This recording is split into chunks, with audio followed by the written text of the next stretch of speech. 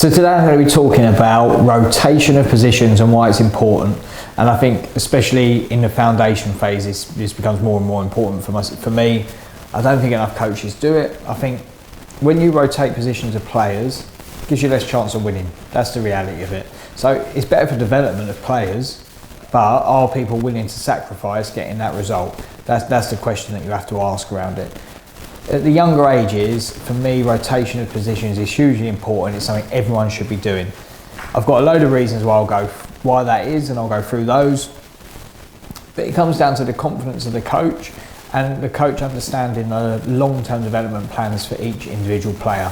And when I say, for example, that it makes a game harder to win, if you've got a right-footed player who plays on the right-hand side, but you want them to use their left foot more, so you put them at left back or you put them in left midfield, they're going to find it a bit more uncomfortable because they're trying to develop.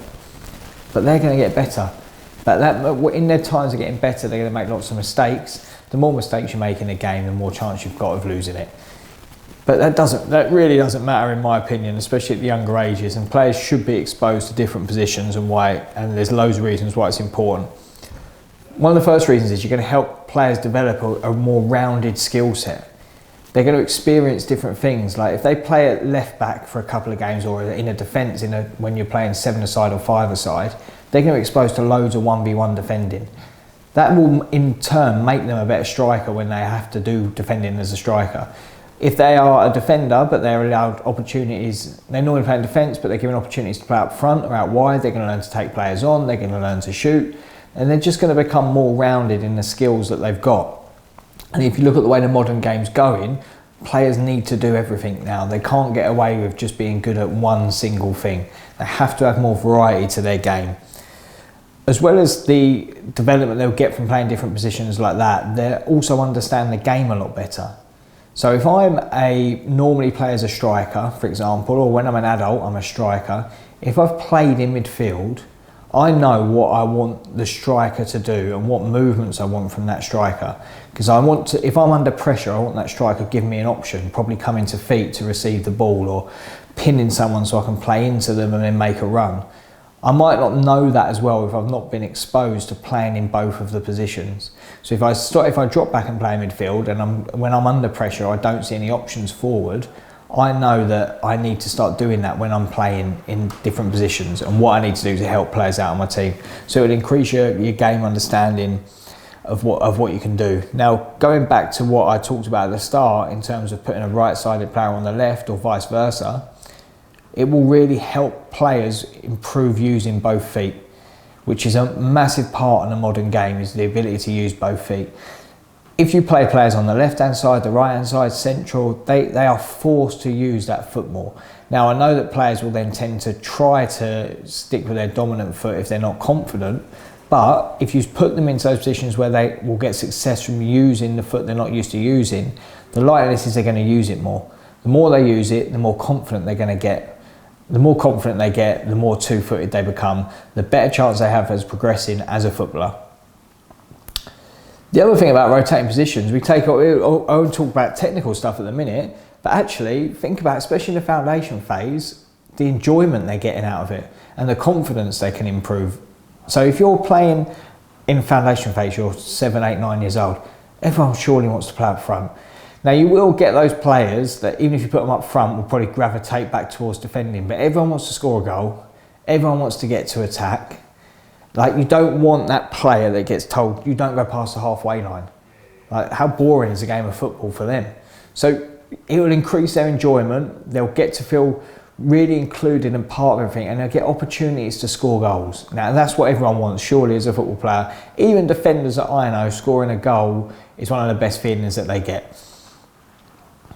In terms of their long-term development, it's a lot better.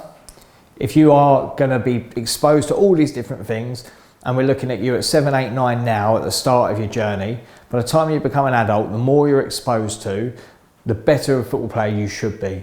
So in terms of their long-term development, you might suffer in the short term, they might find it really difficult and uncomfortable in the short term, but longer term it's going to be of a huge benefit to them.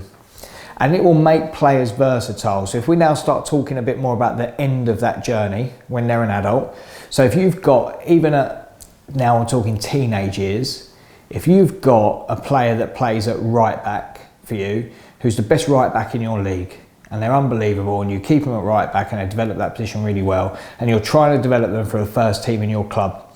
Once they get to the first team and the manager goes, oh, I play 3 at the back, so I don't need a right back, then that player, if they haven't got any versatility to either play as the wing back and get high up the pitch, or as the right-sided centre back in the back 3, then they're not going to progress into that team in that group.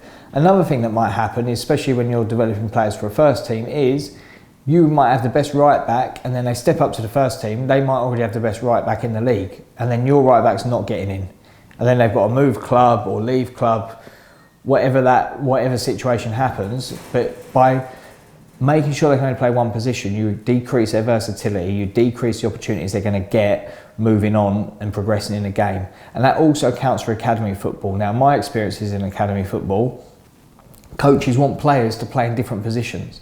And sometimes it's not even they've got to be able to play in positions and excel in those positions. It's the mindset of the player being flexible to say, no, I can play anywhere. If you put me there, I'll play there, no problem. And it's that mindset of taking on a challenge and trying to improve. And we need to make sure we encourage that in the players that we work with. And then the other thing you've got to think about is if you're rotating positions, they should become a better teammate because they're working for their team. It's like, right, today I need you to go at centre back, or today I need you to play centre midfield, or today I need you to go right back, because that's what the team needs. And then the players, your response you want from your player is, no problem, I'll do that because I'm part of a team. And they realise it's something that is bigger than them and not just about them. So there, for me, there's loads of reasons why players should rotate positions there, from the social side, psychological, technical, tactical, but also now finally from the physical returns. Now if you think about the physical returns, what movements does a striker tend to make? What movements does a central defender tend to make? What moves do a winger tend to make? A winger or a fullback is more likely to get into a lot more full sprints, and they're going to go over larger distances compared to a centre back or compared to a striker. So the physical returns they're going to get out of that is they're going to make in different movements. If you think about a centre midfielder making lots of side-to-side movements, kind of twisting and turning, trying to find that little bit of space, a centre back won't be doing that as much. A striker might be coming towards and going back, going away. So they're going to get loads of different physical returns from playing different positions. The better they are physically and the more variety they've got in their physical movement, again, that's the better the football player they will be and the more effective they will be in their positions. So those are loads of reasons why players should rotate positions, in my opinion. We have loads of stuff like this on our coaches club at TSE Coaches Club. You can Google that, as well as on our Patreon channel, our YouTube channel, etc. So there's more stuff like this. And then thinking about when you go into pick session plans that we put up on there, start thinking, right, in this session plan, how can I adjust players to go and play in a different position in these plans? Can I do it in training first to expose them to it and expose them to it in the small-sided games we set up before you take it into a match situation to make them probably a bit more comfortable going into the game if they've already had a chance to practice it. So until next time, have a little think about how you rotate positions. Do you do it well enough? Do you do it effectively enough? And then you might start thinking about what age do you stop doing it. For me, and I suppose it's a little bit of bonus stuff for you, is I would probably stop around all the way through the foundation phase. I would rotate. And then when they get to 12, 13, 14, I would start to give them some specialism. So probably narrow them down to 3 positions. And they might spend 60% of their time in their favourite position, and then the rest of their time split amongst the other ones. And it might be you've got a centre back that you play as a defensive midfielder and as a right back. So there are some continuity between the types of positions they're playing. You might get a right back who you put as a right forward and the right of the midfield 3 as well.